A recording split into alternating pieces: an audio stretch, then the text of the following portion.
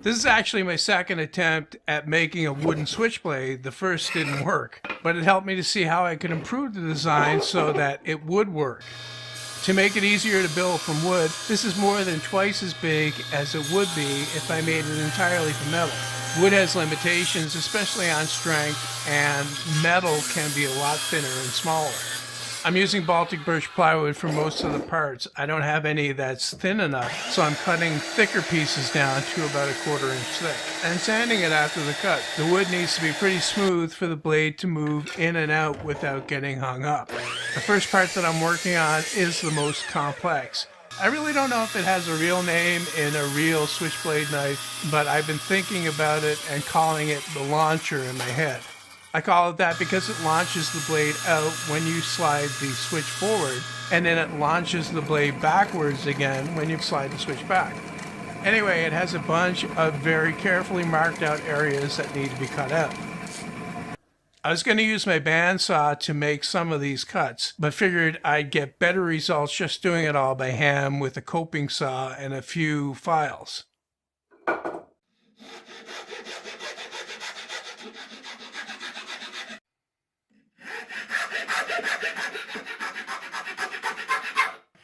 There are 2 V-shaped notches on either side of the launcher, and they push the springs that hold the blade in position.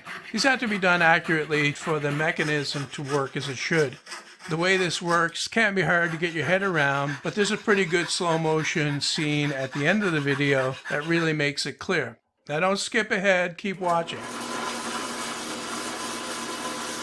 The launcher has springs on each end, and they fit into the recess that I'm cutting here.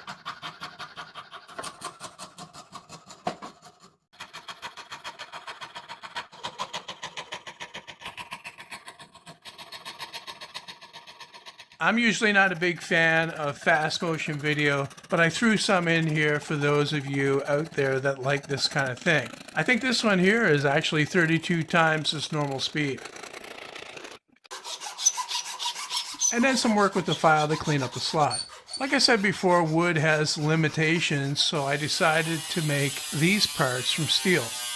I call these the bullets. Again, they probably have a proper name, but I don't know what it is. Besides, this version of the switchblade mechanism is, to the best of my knowledge, my own, so I can call the parts whatever I want. Anyway, since the bullets need to be thinner and U-shaped, I didn't think that wood would be strong enough. After I cut it out and filed the slot smooth, I cleaned up the burrs left from the cutting disc on my big homemade grinder.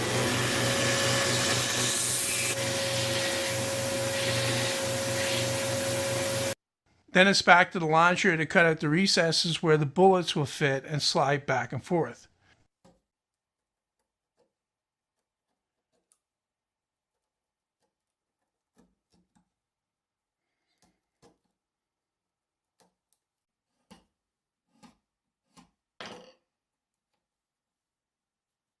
So far, so good. I can put the springs in temporarily with hot melt glue and test the mechanism.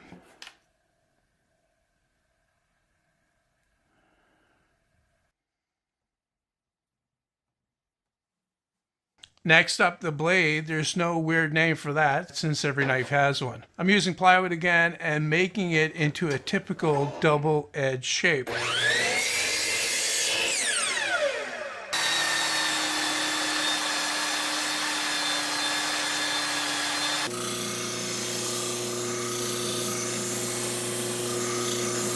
The blade needs a pin that slots into the bullets that will push the blade back and forth. I'm using a number 8 machine screw threaded into the hole that I just drilled.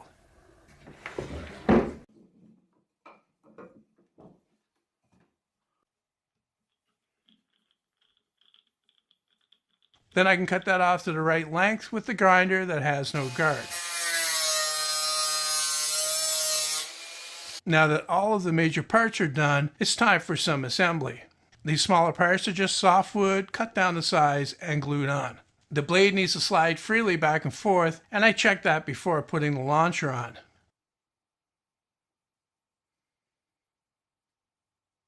These other small parts guide the launcher as it moves back and forth. With the blade in and pushed all the way back, I marked the notch that the spring will catch in and just used a file to cut that out. The springs are a piece of maple cut on the table saw to about 1/16 of an inch thick. I put the first spring in place to mark it to the right length. After cutting it off, I sanded down the edge partly so that it will move freely and won't get hung up on the bottom.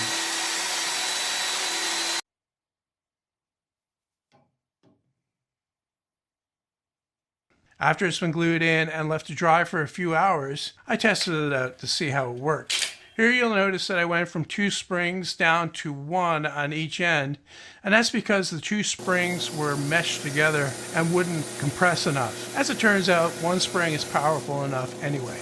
Exactly the same procedure with the front wooden spring, except this time I sanded it down a bit thinner on my 1-inch belt sander. I made simple covers for the spring openings on the sides and glued those on. Time for another test to see if it works forwards as well as back. And it does, and that's a relief. Last thing to make is the top cover, but it needs some grooves cut into it to clear the springs. It would have been better if I had the exact size springs that match the thickness of the parts so that I wouldn't have to do this, but I'm working with what I have. Not a big deal anyway, it doesn't take long to cut them out with a sharp chisel.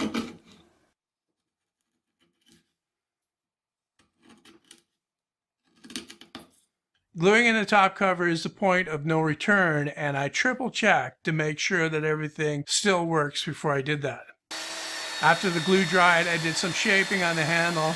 It's still really clunky looking, even though I did what I could to make it slimmer. I even cut some finger notches in it to make it look more menacing, but instead they made it look even more like a fish. Finishing touches to sharpen the blade, although I don't think I can make it, keen enough to cut paper or shave with.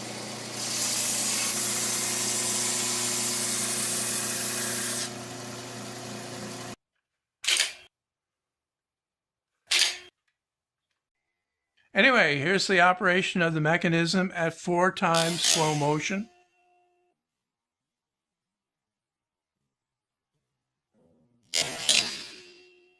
And here it is again at 8 times slow motion.